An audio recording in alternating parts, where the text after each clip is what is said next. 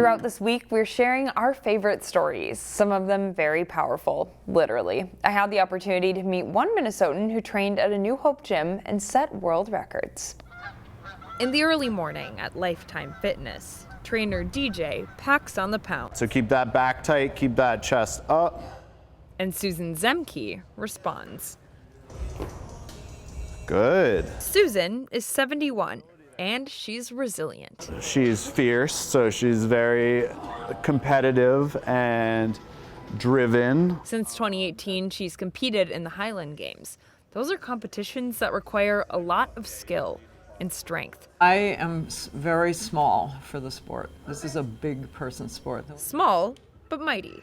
This year, she scored 7 age group records at the Games in Switzerland. I want to be able to do whatever I want for as long as I want, and I cannot do that if I am not strong. And she's persistent in more ways than one. Susan was diagnosed with cancer in 2021. I was allowed to start training again 7 days after the surgery because it was not huge. Still, her muscles weakened from the radiation. Since then, we've built back up to that, to where we've beaten a lot of those numbers. Eventually, hitting personal records. In fact, I had a really good paused squat during the middle of this at 190, so I was surprised.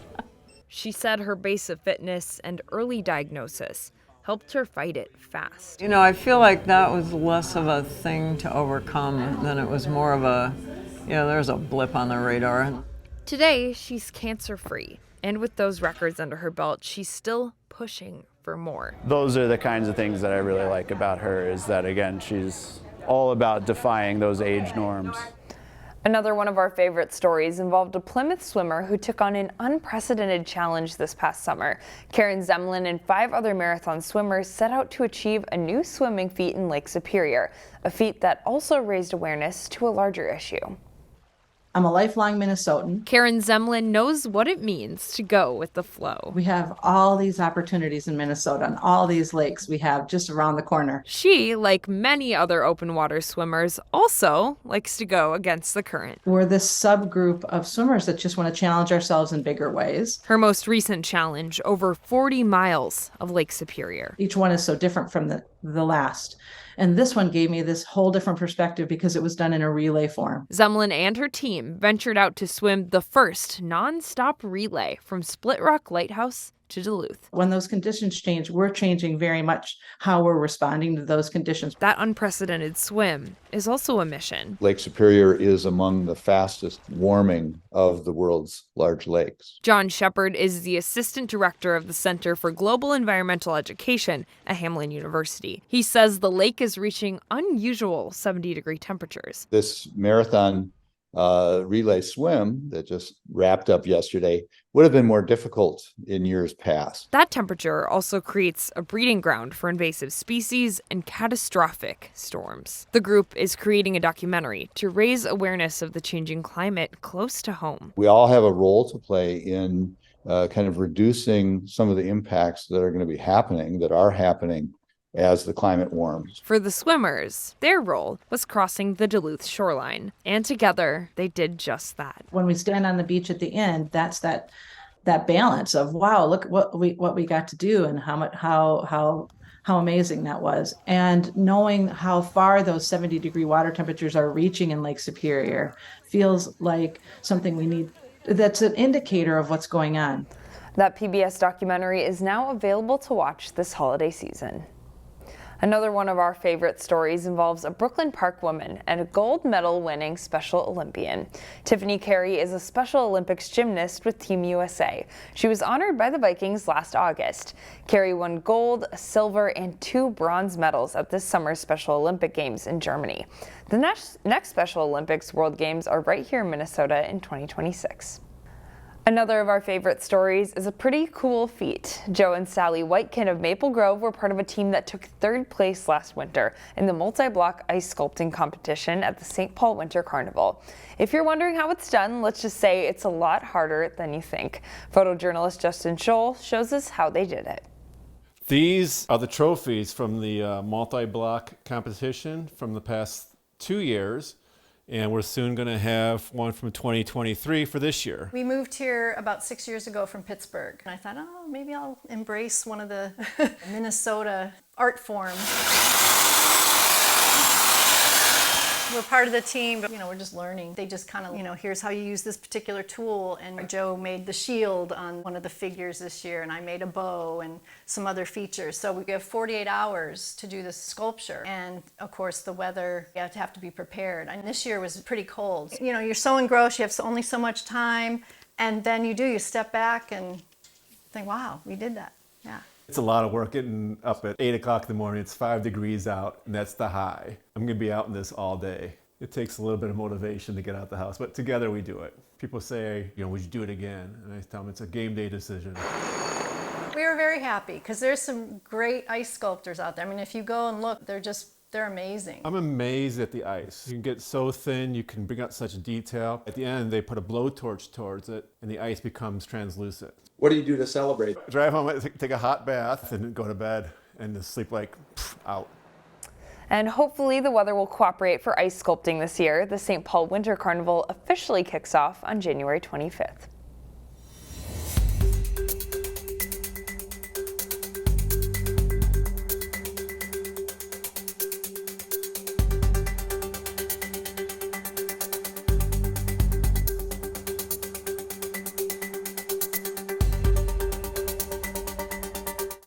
Don't miss the Maple Grove Polar Plunge to support Special Olympics on Saturday, February 3rd. Find out more at ccxmedia.org under Cities and Maple Grove.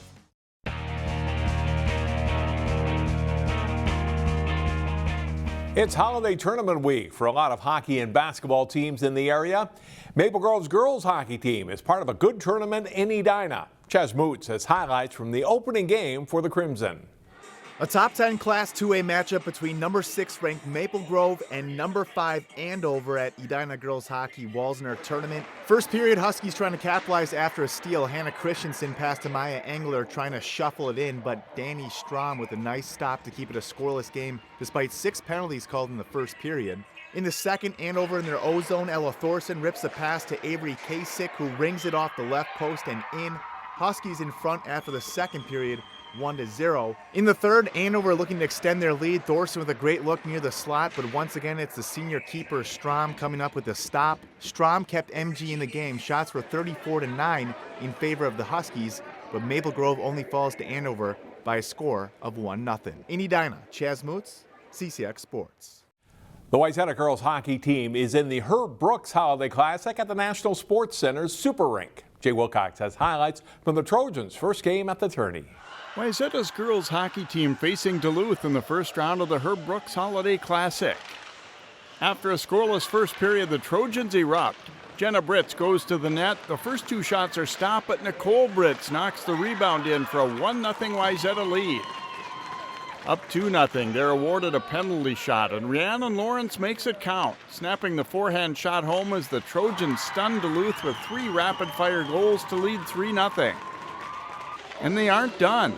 Duluth turns the puck over trying to break out, and Jenna Britz makes them pay, firing the shot in. Wayzata scores 4 goals in less than a minute to lead it 4-0. They turn the puck over in a bad spot here, though, on a power play, and Mae McCall takes advantage, speeding in for a nice shorthanded breakaway goal for the Northern Stars. But Wayzata wins it 6-1 to advance to the Gold Division semifinals. Jay Wilcox, CCX Sports. One of the longest-running holiday girls hockey tournaments is hosted by Armstrong Cooper at the New Hope Ice Arena. Jay Wilcox caught up with the host Wings to hear about the tournament and their season. With a couple of exceptions against powerhouses Andover and Maple Grove, one word describes the season so far for the Armstrong Cooper girls hockey team. Competitive, I guess I would describe it. I think we've had 7 one-goal or tie games so far this year. And I think we've been doing pretty well. I think we've played a lot of tough games, a lot of close games that haven't gone our way, but some have. The Wings entered the holiday break with a 5-6-1 record. It's a pretty experienced group. This is about as big a senior class as we've had in a while. I think we have 5 forwards and 1 defenseman and a goalie that are all played big roles now for the 2nd or 3rd year in a row. So this is as a mature team as we've had in a long time. Whether as a combined program as they are now or when Armstrong and Cooper fielded separate teams, they've hosted a holiday tournament since the early days of girls hockey. The current players always look forward to it. Yeah, I think this is one of the main things that we all look forward to throughout the year.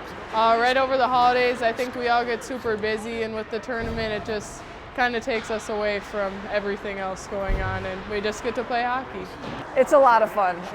Just playing teams and a tournament like that kind of brings you back to the youth days of like being at the rink the whole day and just hanging around your teammates, and just a lot of fun.